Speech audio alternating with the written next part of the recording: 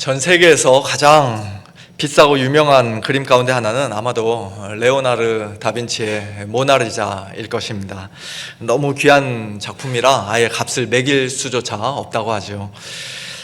하지만 그 그림을 가만히 보고 있노라면 왠지 조금 허전하게 느껴지는 부분이 있습니다. 바로 눈썹입니다. 그래서 만약 어떤 사람이 붓을 들고 와서 눈썹이 없으니 내가 멋지게 한번 눈썹을 그려보겠다 하고 정말 사람 눈썹하고 똑같이 정교하게 그려 넣었다면 어떻게 되겠습니까? 저 그림이 더 완벽해지는 것이 아니라 그 순간 완전히 망쳐버리게 되는 그런 비극이 대참사가 벌어질 것입니다.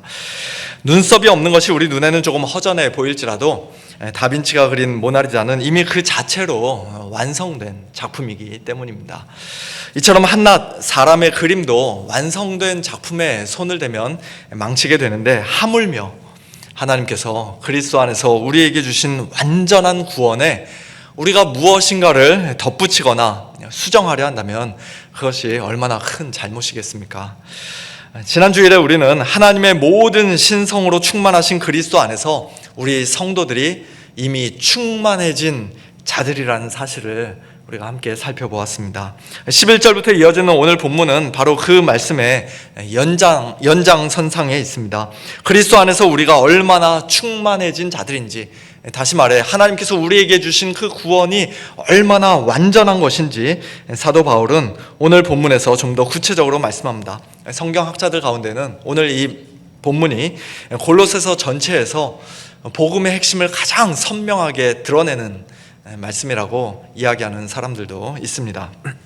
오늘 이 말씀을 통해 우리가 그리스도 안에서 받은 구원이 얼마나 완전한 것인지, 얼마나 귀하고 값진 것인지 다시 한번 마음에 깊이 새기면서 하나님께 다시 한번 감사와 영광을 올려드리는 그런 복된 시간이 될 수 있기를 예수님의 이름으로 축원합니다. 오늘 본문에서 사도 바울은 우리가 그리스도 안에서 이미 받은 완전한 구원을 네 가지 측면에서 설명합니다. 첫째, 우리는 손으로 하지 아니한 할례를 받았습니다. 둘째, 우리는 그리스도와 하나로 연합되는 세례를 받았습니다. 셋째, 우리의 모든 빚이 적혀있던 채무 증서가 완전히 제거되었습니다. 넷째, 우리는 악한 영들에 대해서도 십자가로 이미 승리하신 그리스도의 승리에 참여하는 자들이 되었습니다. 이 네 가지가 오늘 이 시간 우리가 함께 살펴볼 말씀의 내용들입니다. 조금은 낯설고 어려워 보일 수도 있습니다만, 그러나 예수님을 믿은 지 얼마 되지 않은 초신자들, 골로새 교회 성도들도 이 말씀을 충분히 듣고 이해할 수 있었다면 오늘 저와 여러분은 이 말씀을 더욱더 잘 이해할 수 있을 것이라 믿습니다. 우리에게 결코 어렵거나 또는 우리가 몰라도 별 상관이 없는 그런 말씀이 아니죠. 오늘 우리에게 주시는 하나님의 말씀인 줄로 믿습니다.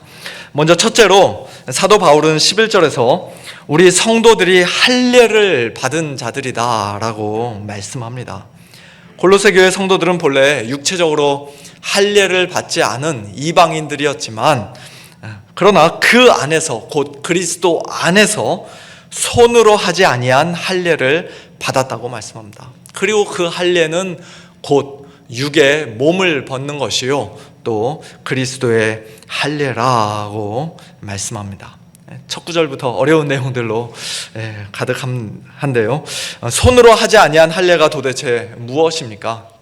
육의 몸을 벗는다는 것은 뭐고, 또 그리스도의 할례라는 것은 무엇입니까? 언뜻 잘 이해가 되지 않는 말씀들입니다.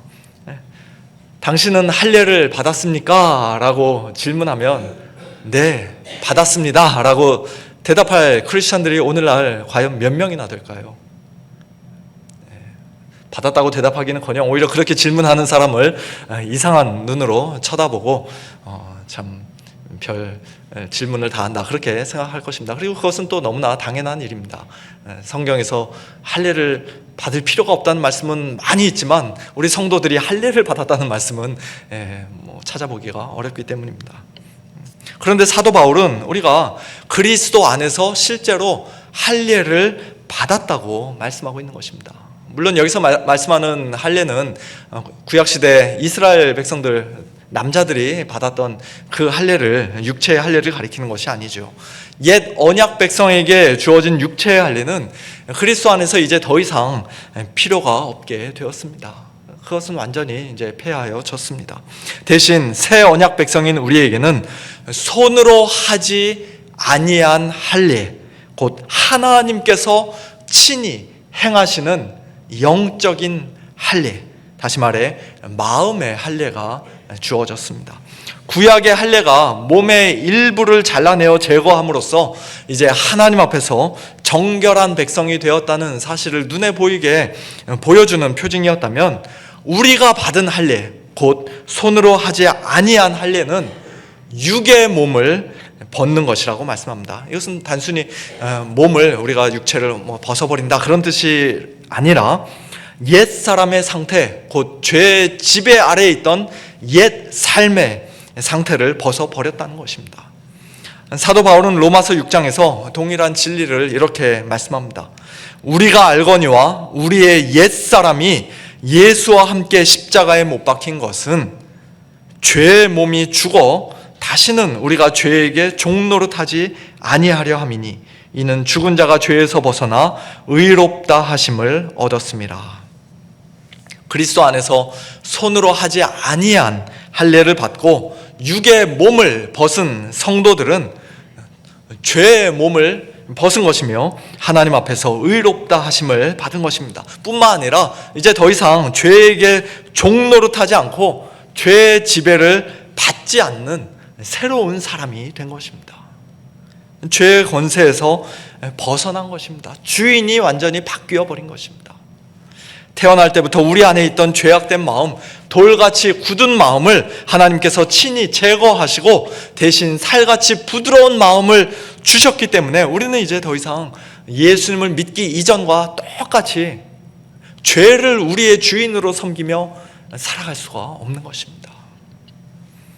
그런데 바울은 이 할례를 또한 그리스도의 할례라고 부릅니다. 이것은 우리가 그리스도 안에서 할례를 받았다, 그리스도께서 우리에게 할례를 행하셨다라는 그런 의미도 되지만, 또 한편으로는 그리스도께서 받으신 할례를 가리키는 말이 될 수도 있습니다. 예수님이 태어나신 지 8일 만에 받으셨던 그 육체의 할례를 말하는 것이 아니라 십자가 위에서 예수님께서 우리의 죄를 대신 짊어지시고 하나님의 저주를 받으시며 하나님 앞에서 끊어지신 그 사건을 가리키는 표현이라고 할 수 있습니다. 마치 더러운 것을 잘라내듯이 우리의 모든 죄를 한 몸에 짊어지신 예수님께서 십자가에서 자신의 몸을 내어주시고 하나님의 진노와 심판을 받으신 것입니다.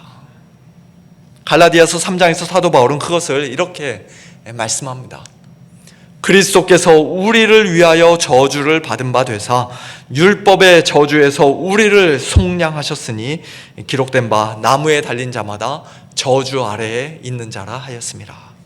그리스도께서 우리 대신 저주를 받으셨기 때문에 그리스도 안에서 우리는 이제 참된 할례, 곧 마음의 할례를 받은 자들이 되었습니다. 그리스도의 그 할례가, 저주받은 할례가 우리에게는 가장 복된 할례가 되었습니다.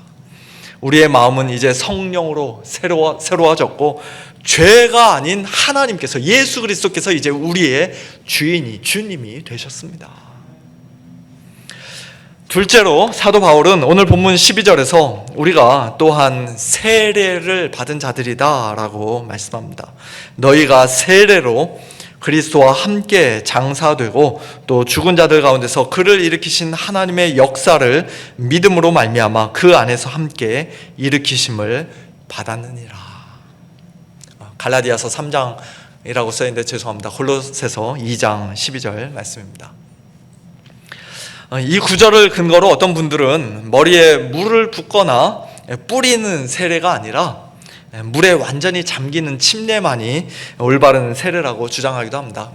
물론 우리가 무덤에 장사되고 또 다시 일으키심을 받았다는 그 영적인 실체가 그 영적인 실체를 침례가 좀 더 생생하게 표현하는 것처럼 보일 수는 있습니다만, 그러나 그렇다고 해서 오직 침례만이 유일하고 올바른 세례 방식이라고 말할 수는 없습니다.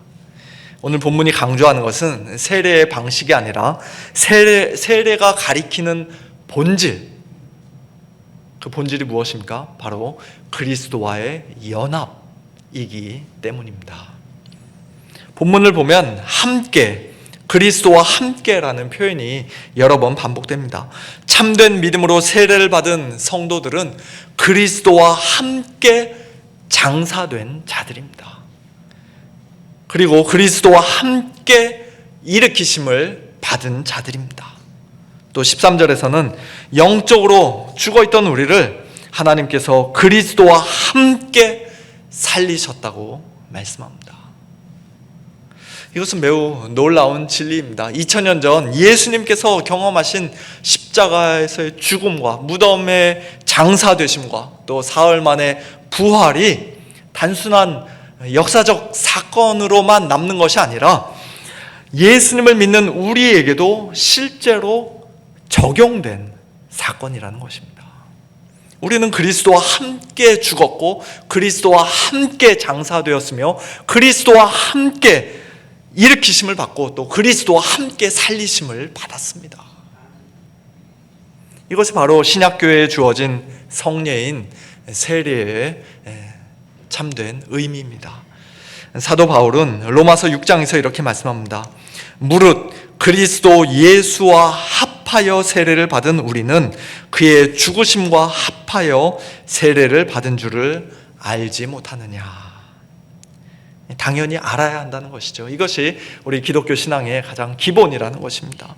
새 언약 백성이 되는 첫 관문이라고 할 수 있는 세례의 본질은 한마디로 그리스도 예수와 합하는 것, 곧 그리스도와의 연합입니다. 그리스도의 죽으심과 연합하고 그의 장사되심과 연합하며 그의 부활과도 연합하는 것입니다. 사도 바울은 로마서 6장 4절에서 계속 이어 이렇게 말씀합니다. 그러므로 우리가 그의 죽으심과 합하여 세례를 받음으로 그와 함께 장사되었나니 이는 아버지의 영광으로 말미암아 그리스도를 죽은 자 가운데서 살리심과 같이 우리로 또한 새 생명 가운데서 행하게 하려 함이라. 우리는 그리스도 안에서 손으로 하지 아니한 할례를 받아 죄의 지배에서 벗어난 새 사람이 되었을 뿐만 아니라 또한 세례를 받아 그리스도의 죽음과 부활에 연합한 사람들이 되었습니다. 그러므로 이제 우리의 삶은 부활의 새 생명 가운데서 행하는 삶, 곧 주 안에서 행하는 삶입니다. 갈라디아서 2장 20절 암송하시는 분들도 많이 계실 텐데요. 우리 한번 다 같이 큰 소리로 읽어볼까요? 내가 그리스도와 함께 십자가에 못 박혔나니 그런즉 이제는 내가 사는 것이 아니요 오직 내 안에 그리스도께서 사시는 것이라. 이제 내가 육체 가운데 사는 것은 나를 사랑하사 나를 위하여 자기 자신을 버리신 하나님의 아들을 믿는 믿음 안에서 사는 것이라. 아멘. 사도 바울의 이 복된 고백이 이제 오늘 저와 여러분의 동일한 고백이 된 줄로 믿습니다. 셋째로 그리스도 안에서 이루어진 완전한 구원은 우리의 모든 죄가 하나님 앞에서 완전히 사함을 받고 용서받는 것을 포함합니다. 13절에서 사도 바울은 또 범죄와 육체의 무할례로 죽었던 너희를 하나님이 그와 함께 살리시고 우리의 모든 죄를 사하셨다라고 말씀합니다. 여기서 죄라고 번역된 단어는 그 앞에 있는 범죄하고 똑같은 단어인데요. 단순한 실수나 잘못을 의미하는 말이 아니라 하나님을 향한 적극적인 반역과 범죄를 포함하는 가리키는 말입니다. 우리가 모르고 지은 죄뿐만 아니라 알면서도 고의적으로 지은 죄까지도 포함하는 말입니다. 그런데 하나님께서는 그런 죄들 가운데 몇 가지만 용서해 주신 것이 아니라 우리의 모든 죄를 사해 주셨다고 말씀합니다. 정말 놀라운 말씀 아닙니까? 이것이 믿어지십니까? 우리의 모든 죄를 우리가 앞으로 잘하면 사해주겠다가 아니라 이미 그리스도 안에 있는 성도들은 이미 죄를 사함받은 자들이다. 내가 이미 사해 주었다라고 하나님께서 말씀하시는 것입니다. 그렇다면 하나님께서 우리의 모든 죄를 어떻게 사해 주셨을까요? 하나님께서 그냥 눈 한번 질끈 감으시고 우리의 죄를 못 본 척 넘어가 주셨기 때문입니까? 만일 그랬다면 하나님은 결코 공의로운 재판장이 되실 수가 없으실 것입니다. 하나님께서 우리의 모든 죄를 어떻게 용서하셨는지 사도 바울은 14절에서 이렇게 말씀합니다. 우리를 거스르고 불리하게 하는 법조문으로 쓴 증서를 지우시고 제하여 버리사 십자가에 못 박으셨다. 여기서 법조문으로 쓴 증서라는 말은 좀 더 쉽게 말하면 우리의 모든 빚이 빼곡히 적혀있는 채무증서와 같은 것입니다. 내가 누구에게 언제 얼마를 빌렸으며 언제까지 갚겠다. 만일 갚지 못하면 내 모든 재산을 팔아서라도 내 몸의 장기를 팔아서라도 갚겠다. 이런 내용이 적혀있는 빚 문서입니다. 문제는 우리가 그 빚을 도저히 갚을 수가 없다는 것이죠. 자기 주인에게 10,000달란트 빚졌던 종이 아무리 평생 동안 열심히 일해도 자신의 모든 소유와 재산을 다 팔고 가족들까지도 다 팔아도 그 빚을 도무지 갚을 수 없었던 것처럼 우리가 하나님께 범한 죄의 빚은 우리 힘으로는 결코 갚을 수가 없습니다. 그런데 하나님께서 놀라운 일을 하셨습니다. 우리의 그 모든 죄를 사해 주신 것입니다. 우리의 모든 빚을 단번에 탕감해 주신 것입니다. 어떻게 그런 일이 가능해졌습니까? 사도 바울은 3가지 동사를 사용해서 말씀합니다. 하나님께서는 우리의 그 채무 증서를 지우시고 제하여 버리셨으며 십자가에 못 박으셨습니다. 그래서 지우셨다는 것은 깨끗이 닦아서 없애버렸다는 뜻입니다. 제하여 버리셨다는 것은 다른 곳으로 옮겨 완전히 제거해 버렸다는 뜻입니다. 그리고 십자가에 못 박으셨다는 것은 말 그대로 그 채무 증서를 십자가에 고정하여 쾅쾅 못을 박아 버렸다는 것입니다. 이 모든 일은 바로 예수님의 십자가 위에서 일어난 사건입니다. 세상 죄를 지고 가는 하나님의 어린 양 예수 그리스도께서 우리의 모든 죄를 한 몸에 짊어지시고 십자가에 못 박히실 때 실제로는 우리의 채무 증서가, 우리의 모든 죄의 그 빚 문서가 십자가에 함께 못 박힌 것입니다. 예수님의 보혈로 하나님께서 우리의 모든 죄의 기록을 완전히 지워 버리신 것입니다. 16세기 독일의 종교개혁자 마틴 루터에 관한 이런 이야기가 전해 내려오고 있습니다. 어느 날 사탄이 루터에게 나타나 그의 죄를 하나하나 적어놓은 긴 목록을 보여주었다고 합니다. 사탄은 루터를 비웃으며 이렇게 말했습니다. 네가 이렇게 많은 죄를 지었는데 이런 너가 어떻게 감히 하나님 앞에, 거룩하신 하나님 앞에 설 수가 있느냐. 그때 루터는 그 목록을 가만히 보다가 이렇게 말했다고 합니다. 그래, 여기 쓰여 있는 것이 다 맞다. 사실 나는 이거보다 훨씬 더 많은 죄를 지었다. 그러나 그 위에다가 한 줄 더 써라. 예수 그리스도의 피가 이 모든 죄를 깨끗하게 씻었다. 그러자 사탄은 더 이상 아무 말도 하지 못하고 물러갈 수밖에 없었다고 합니다. 사랑하는 성도 여러분, 이것이 바로 복음의 능력입니다. 이것이 바로 십자가의 능력입니다. 그리스도께서 이미 십자가에서 우리의 모든 죄값을 다 치르셨기 때문에 예수님을 참되게 믿고 그리스도 안에 있는 성도들은 깨끗한 양심으로, 담대한 믿음으로 하나님 앞에 설 수 있습니다. 우리는 누군가를 용서해 주었다 해도 그 사람이 같은 죄를, 같은 잘못을, 실수를 반복하면 옛날 일을 또다시 끄집어내서 너 그때 그랬잖아 하면서 또 이야기하기가 쉬운데요. 그러나 우리 하나님은 그런 분이 아니십니다. 이사야 43장에서 하나님은 이렇게 말씀하십니다. 곧 나는 나를 위하여 내 허물을 도말하는 자니 내 죄를 기억하지 아니하리라. 히브리서 10장에서도 또 그들의 죄와 그들의 불법을 내가 다시 기억하지 아니하리라 하셨으니 이것들을 사하셨은즉 다시 죄를 위하여 제사 드릴 것이 없느니라고 말씀합니다. 예수님의 십자가 희생 제사로 우리의 모든 죄값은 이미 단번에 완전히 치러졌습니다. 우리의 모든 죄와 불법이 하나님 앞에서 영원히 사함을 받았습니다. 이 얼마나 복된 소식입니까? 마지막으로 넷째, 그리스도 안에서 이루어진 완전한 구원은 단지 개인적인 차원에서 우리가 새 사람이 되고 우리가 이제 새 생명의 그 부활의 새 생명으로 살아가며 또 죄 사함을 받는 것에서 그치지 않습니다. 이 구원은 또한 전 우주적인 차원의 구원이기도 합니다. 15절에서 사도 바울은 하나님께서 그리스도의 십자가를 통해 행하신 놀라운 일을 이렇게 말씀합니다. 통치자들과 권세들을 무력화하여 드러내어 구경거리로 삼으시고 십자가로 그들을 이기셨느니라.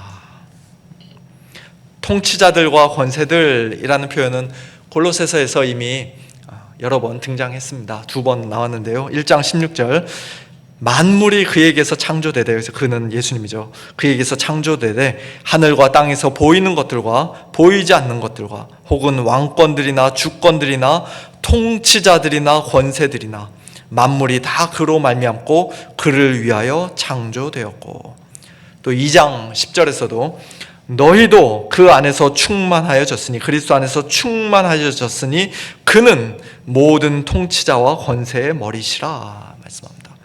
그리고 오늘 본문 2장 15절에서 바울이 다시 말씀하는 것입니다. 통치자들과 권세들을 무력화하여 드러내어 구경거리로 삼으시고 십자가로 그들을 이기셨느니라. 문맥을 보면 여기서 말하는 통치자들과 권세들은 단순히 이 세상의 왕들이나 위정자들을 가리키기보다 사탄과 악한 영적 세력들을 가리키는 표현으로 이해하는 것이 자연스럽습니다. 예수님께서 십자가에 달리셨을 때 겉으로 보기에는 예수님이 완전히 패배하신 것처럼 보였지만, 그러나 그렇지 않다는 것이죠. 대제사장들과 바리새인들이 승리하는 것처럼 보였고, 사탄과 악한 영들도 자신들의 승리를 확신했을 것입니다. 드디어 우리가 이겼다, 메시아를 죽였다. 그러나 그것은 그들의 완전히 잘못된 판단이었습니다. 실제로 승리하신 분은 그들이 아니라 하나님이셨습니다. 하나님께서 예수 그리스도의 십자가로 그들을 이기셨습니다. 사도 바울이 여기서 사용하는 표현은 당시 사람들이 잘 알고 있던 로마의 개선 행렬을 떠올리게 하는 말씀입니다. 로마의 장군이 큰 전쟁에서 승리하고 돌아오면 화려한 전차를 타고 로마 시내로 입성했습니다.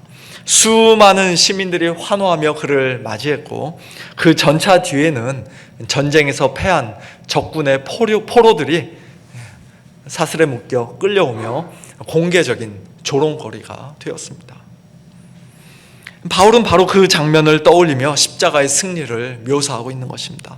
겉으로 보기에는 예수님께서 벌거벗겨진 채 십자가에 달려 수치를 당하신 것처럼 보였지만, 예수님께서 완전히 실패하고 패배하신 것처럼 보였지만, 실제로는 그 십자가에서 사탄의 권세가 완전히 무력화되었던 것입니다. 하나님께서 십자가를 통해 악한 영들을 무장해체시키시고 그들을 만천하의 구경거리로 삼으셨던 것입니다. 한마디로 십자가는 패배의 상징이 아니라 승리의 전차였던 것입니다. 만왕의 왕이신 예수 그리스도께서 앉아 계신 영광스러운 보좌였던 것입니다. 그러므로 그리스도 안에서 우리 성도들 역시도 이미 승리한 자들입니다. 우리가 이 땅에 사는 동안 날마다 치열한 영적 전쟁을 싸워야 합니다만, 그러나 그 싸움은 사실 이미 2000년 전에 승패가 결정난 싸움입니다. 2000년 전뿐이겠습니까? 아담과 하와가 범죄하자마자 하나님께서 약속하셨던 여자의 후손이 뱀의 머리를 깨뜨리라고 약속하실 때부터 이미 승패가 결정된 싸움입니다. 우리는 이미 이긴 싸움을 싸우고 있는 것입니다. 베드로전서 5장에서 말씀하신 것처럼 우리의 대적 마귀가 아무리 우는 사자같이 두루다니며 삼킬 자를 찾는다 하더라도 우리는 전혀 겁내거나 두려워할 필요가 없습니다. 근신하고 깨어서 믿음을 굳건하게 하여 얼마든지 그를 대적할 수 있습니다. 왜냐하면 예수님께서 이미 승리하셨기 때문입니다. 존 번연의 철로 역정에서 사탄은 길 옆 양쪽에 이렇게 길 양 옆에 줄로 매어 있는 사자들로 묘사되고 있습니다. 그 사자들이 막 사납게 으르렁거리니까 사람들이 처음에는 겁을 먹고 지나가지 못하지만, 그러나 천성을 향해 가는 순례자가 그 가운데로 똑바로 걸어가면 사자들은 옆에서 아무리 막 으르렁거리고 발톱을 휘저어도 닿지가 않는 것이에요. 건들 수가 없는 것입니다. 집어삼키거나 해야지 못할 뿐만 아니라 요한일서 5장 말씀처럼 악한 자인 사탄 마귀는 우리 성도들을 만지지도 못합니다. 왜냐하면 하나님께로부터 나신 자, 곧 이미 승리하신 예수 그리스도께서 우리를 지켜주시기 때문입니다. 이제 말씀을 맺겠습니다. 골로새서 2장, 오늘 본문을 통해 다시 한번 확인할 수 있었던 것처럼 우리가 예수님을 믿어 구원받았다는 것은 결코 시시한 일이 아닙니다. 우리가 그리스도 안에서 받은 이 구원은 결코 사소하거나 가벼운 것이 아닙니다. 우리는 십자가에 못 박혀 하나님께로부터 끊어지는 할례를 받으신 그리스도 안에서 손으로 하지 아니한 할례를 받아 우리의 육의 몸을 벗고 새로운 사람으로 변화되었습니다. 우리는 또한 그리스도와 연합하는 세례를 받아 그리스도와 함께 십자가에 못 박혀 죽고 함께 무덤에 장사되었으며 함께 새 생명으로 일으키심을 받고 다시 살아난 자들이 되었습니다. 한 걸음 더 나아가 이 세상을 떠나도 우리에게 부활의 몸이, 주님 다시 오실 그 마지막 날 약속되어 있는 것을, 부활의 몸이 약속되어 있는 것을 우리는 분명히 믿습니다. 뿐만 아니라 하나님께서는 우리의 모든 죄가 적혀있던 채무 증서를 마귀가 늘 손에 들고 다니며 우리를 고발하던 그 채무 증서를, 빈 문서를 친히 지우시고 제하여 버리시고 십자가에 못 박으심으로써 우리의 모든 죄를 단번에 사해 주셨습니다. 마지막으로 우리는 십자가로 이미 이기고 승리하신 그리스도 안에서 날마다 믿음으로 사탄 마귀를 대적하며 악한 영들과 영적인 싸움을 싸우는 그리스도의 군사로 부르심을 받은 자들입니다. 한마디로 하나님께서 그리스도의 십자가를 통해 우리에게 주신 이 구원은 무엇인가를 더 보태야 비로소 완성되는 구원이 아니라 이미 완전하게 이루어진 구원입니다. 우리는 이 구원을 의심할 필요도 없고 불안해할 필요도 없고 또 다른 무엇으로 더 보충할 필요도 없습니다. 오직 감사함으로 받고 믿음으로 붙들고 또 담대하게 살아가면 됩니다. 이미 모든 죄를 용서받은 자답게 이제 형제의 연약함과 허물을 오래 용납하고 참아주고 또 용서해주는 삶을 살아가면 됩니다. 죄가 우리를 유혹하려 할 때에도, 율법이 우리를 다시 정죄하려 할 때에도, 또 사탄이 우리를 고발하려 할 때에도 우리는 십자가를 바라보며 이렇게 담대히 외칠 수 있습니다. 나는 죄에 대하여 이미 죽었다. 죄와 사탄아, 너희는 이제 더 이상 나의 주인이 아니다. 나의 주님은 오직 그리스도이시다. 그리스도께서 이미 다 이루셨다. 하나님께서 나의 모든 죄를 단번에 사해 주셨다. 사탄은 이미 패하여졌다. 이 얼마나 복된 확신이며 얼마나 담대한 선포입니까? 이것이 오늘 우리의 확신이며 우리의 선포인 줄로 믿습니다. 그리스도 안에서 이 완전한 구원의 선물을 받은 성도들답게 날마다 감사함으로, 담대함으로, 그리고 믿음으로 살아가며 하나님께 영광 올려드리는 복된 저와 여러분 우리 모두가 될 수 있기를 예수님의 이름으로 축원합니다.